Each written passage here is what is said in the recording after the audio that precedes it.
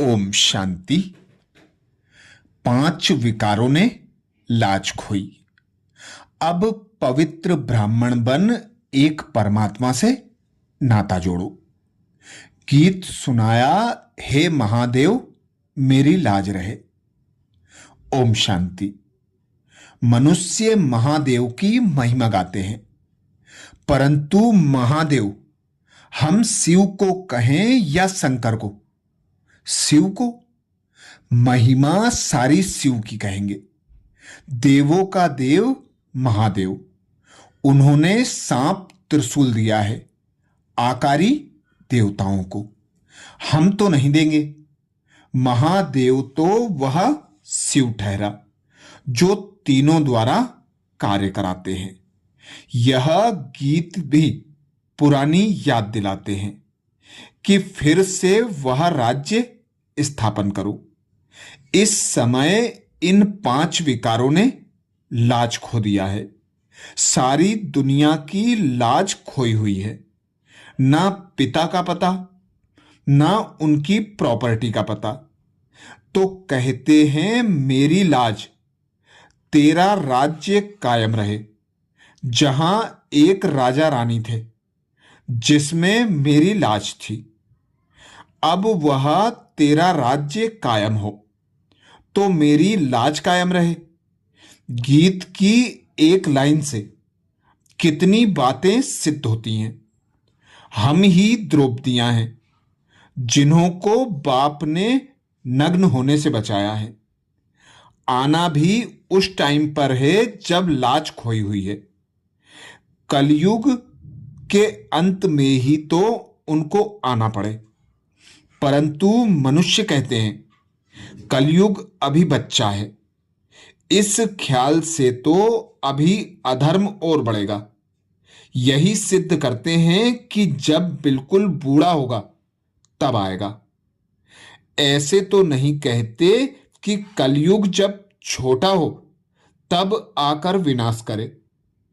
तो उन्हों के हिसाब अनुसार भी कलयुग के अंत में अति धर्मग्लानि होती है, तब आते हैं।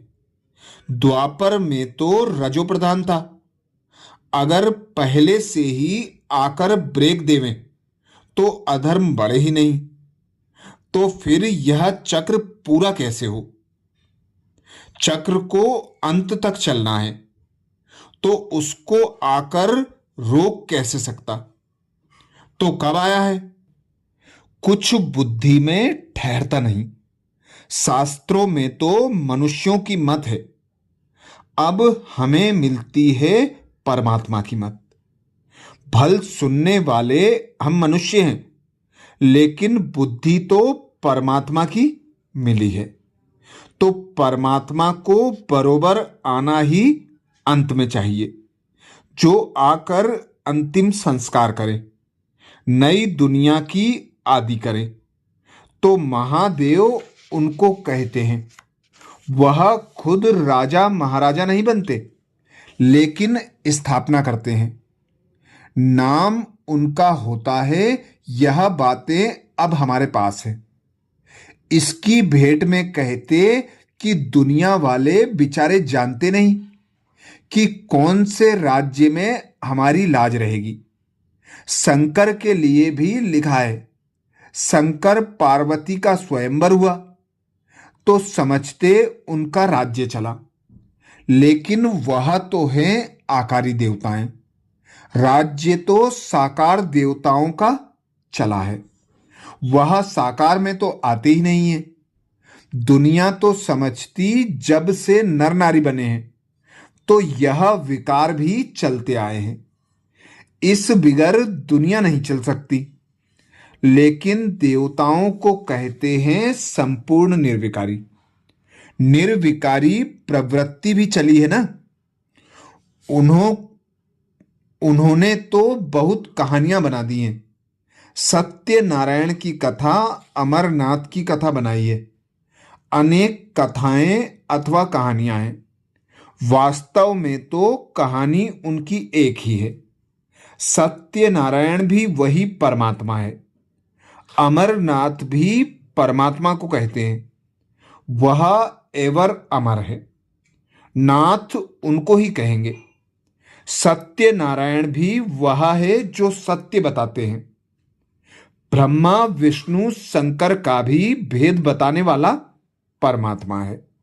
वह मूल एक क्रिएटर है, बाकी सब क्रिएशन है। ब्रह्मा विष्णु का भी क्रिएटर वह है। यह तो हरेक अपना अपना कार्य करते हैं। स्थापना वाला विनाश नहीं करा सकता, विनाश वाला स्थापना नहीं कर सकता। तीनों कार्य कराने वाला एक परमात्मा है। वह भी कार्य इस सृष्टि पर करता है। सूक्ष्म वतन में तो कुछ चलता नहीं है, तो यह कहानी परमात्मा बैठ सुनाते हैं। एक ही कहानी में सब आ जाते हैं। चारों युग वर्ण धर्म उसमें आ जाते हैं। ऐसे नहीं सतयुग की अलग कहानी, त्रेता की अलग कहानी है। यह भी अभी यहां की ही बातें हैं। चार युग भी यहां भारत में कहते हैं, और धर्म तो आते ही द्वापर में है। तो उन्हों को इस वर्ण युग का पता ही नहीं है। मुख्य कहानी यहां की है, और सब है बाई प्लांट। बाई प्लांट में तो सारी कहानी नहीं होगी। यहां ब्राह्मण क्षत्रिय हैं, भल विकारी हैं, परंतु ब्राह्मण कहलाते तो उन्हों का कितना मान करते हैं। इतना मान क्यों होता है? इस समय सच्चे ब्राह्मण पवित्र बने हैं। अपवित्र से नाता ही नहीं है। नाता है एक परमात्मा पिता से, दूसरा अव्यक्त देवताओं से, साकार में भी माँ बाप भाई बहन। दूसरा नाता ही नहीं है, इसलिए इतना मान करते हैं। जो सिर्फ नाम लगाते उन्हों का भी मान होता है। ऐसा कुल देवताओं का भी नहीं है। उन्हों की भी कलाएं नीचे होती जाती हैं। यह तो एकदम ऊपर चढ़ते हैं। तो कहाँ की बातें कहाँ ले गए हैं। यह गीत दूसरे जब सुनेंगे तो सांप त्रिशूल वाले शंकर को याद करेंगे। तुम उनका भी अर्थ करेंगे कि माया रूपी सांप को जीता है ज्ञान त्रिशूल से। बाकी ऐसे 3 आंख वाले, 10 शीश वाले, 4 भुजा वाले कोई मनुष्य होते नहीं हैं। आगे तो समझते थे ऊपर ऐसी कोई दुनिया है, लेकिन बाबा समझाते ऊपर नीचे कोई दुनिया नहीं है। यही मनुष्य सृष्टि है। लोग तो मूंझ गए हैं। ऊपर एरोप्लेन भेजते हैं देखने के लिए कि कोई दुनिया है क्या, लेकिन है तो यही दुनिया। सूक्ष्म वतन में भी जाकर साक्षात्कार कर वापस आते हैं, वहां बैठ नहीं जाते। ब्रह्मा विष्णु भी अभी पार्ट बजाते हैं। बाकी भक्ति मार्ग में परमात्मा ही साक्षात्कार कराते हैं। ऐसे नहीं कि उस समय सूक्ष्म वतन है। यह तो अभी पार्ट है। बाकी साकार और निराकार दुनिया का कनेक्शन चलता आता है। आत्माएं आती रहती हैं, संख्या बढ़ती ही रहती है। सतयुग से कलयुग तक संख्या बढ़ती ही रहती है। अब तक तुम जो नॉलेज सुनते आए हो, उस नॉलेज के आधार से तो चिंताएं और ही बढ़ती गई हैं। लेकिन इस नॉलेज के चिंतन से सतयुग स्थापन होता है, तो सब चिंताओं से छूट जाते हैं। अब स्वयं परमात्मा बाप टीचर और गुरु बन गोद में लेते हैं अथवा शरण में लेते हैं। कहते हैं अब इस चिंतन में रहो, लेकिन जितनी भक्ति की पूंजी होगी उतनी नॉलेज उठाएगा और सूर्यवंशी में आएगा। अच्छा, ये विशेष महावाक्य मम्मा ने 9 सितंबर 1959 को सुनाए थे, जिसमें मम्मा ने विशेष अटेंशन खिंचवाया। 5 विकारों ने लाज खोई, अब पवित्र ब्राह्मण बन एक परमात्मा से नाता रखो। क्योंकि जो मनुष्य हैं वो अंधकार में हैं। कहते हैं कलयुग तो अभी बच्चा है, पर स्वयं भगवान समझाते हैं कि जब जब धर्म की ग्लानि होती है तब तब मैं भारत भूमि पर अवतरित होकर पुरानी दुनिया का विनाश कराए नई दुनिया की स्थापना कराता हूं।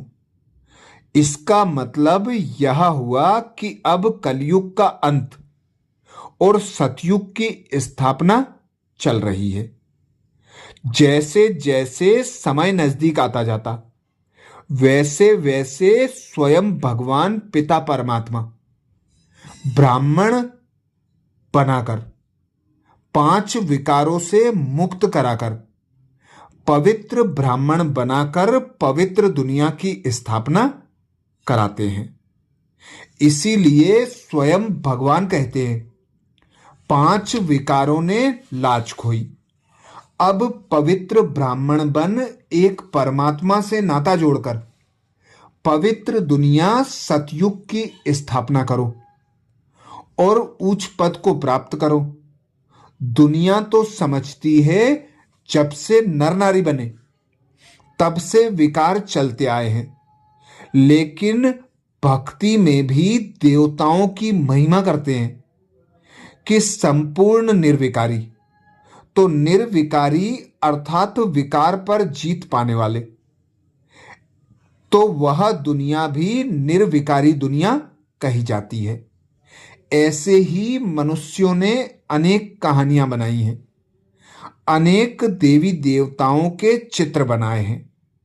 किसी को 10 मुख दिखा दिए, किसी को 3 आंख दिखा दी, किसी को 10 हाथ बता दिए, किसी को 4 हाथ बता दिए।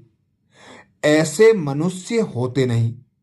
मनुष्य तो 2 हाथों वाला, 1 शीश वाला ही होता है, पर उनमें गुण व कलाओं का अंतर होता है। जो देवी देवता बनने वाले ब्राह्मण हैं वे सदा चढ़ती कला में जाते हैं, जबकि भक्ति के शास्त्र आदि पढ़ते आए और ही नीचे गिरते चले गए। तो ऐसे अंत समय पर स्वयं भगवान पिता निराकार परमात्मा आकर नई देवीय दुनिया की स्थापना कराते हैं और पुरानी दुनिया का विनाश करते हैं। अर्थात एक पिता परमात्मा ही करण करावनहारे, जो 3 देवताओं के द्वारा 3 कर्म कराते हैं। ब्रह्मा द्वारा नई सृष्टि की स्थापना कराते, विष्णु द्वारा सतयुगी सृष्टि की पालना कराते और शंकर द्वारा कलयुगी पतित दुनिया का विनाश कराते। अच्छा, ऐसे ही और विशेष मम्मा के महावाक्यों के लिए बाबा के चैनल को सब्सक्राइब करें। वीडियो को ज़्यादा से ज़्यादा बीके भाई बहनों को शेयर करने की सेवा जरूर करें। ओम शांति।